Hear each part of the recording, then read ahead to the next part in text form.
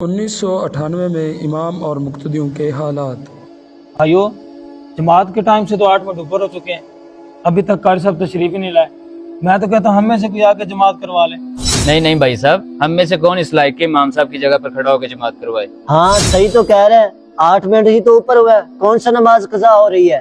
میرے عزیزوں، میں تو اس وجہ سے کہہ رہا ہوں کہ شاید آج امام صاحب نہ آئیں تو ہم اپنی جماعت کروا لیتے ہیں۔ میرے بھائی بات سنو، روزانہ امام صاحب 5 وقت اذان دینے کے بعد 20 منٹ ہمارا انتظار کرتے ہیں۔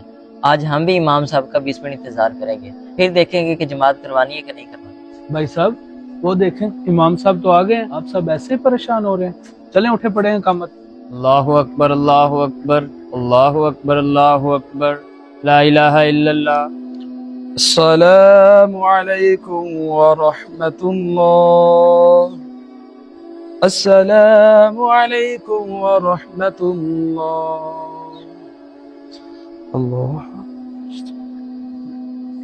امام صاحب اگر آپ برا نہ مانیں تو میں ایک بات عرض کروں، خیریت تھی آج آپ لیٹ تشریف لائیں؟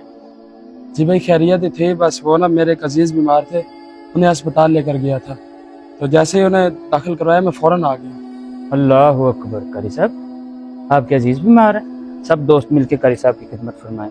قاری صاحب یہ ہماری طرف سے قبول فرمائیں۔ 2025 میں امام صاحب کے 2 منٹ اوپر ہو گئے ہیں، ابھی تک امام صاحب نہیں ہے، چلے اقامت پڑھے اپنی جماعت کرواتے ہیں۔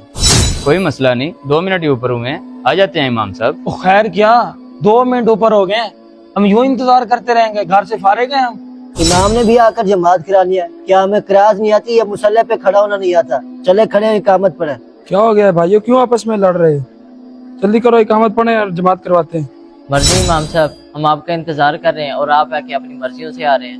معذرت کے ساتھ امام صاحب، آپ تو ہمیں وقت کی پابندی کے درس کرتے رہتے ہیں، خود وقت کی پابندی کرتے نہیں ہیں۔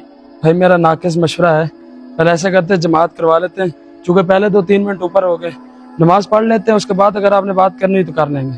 آپ اقامت پڑھیں۔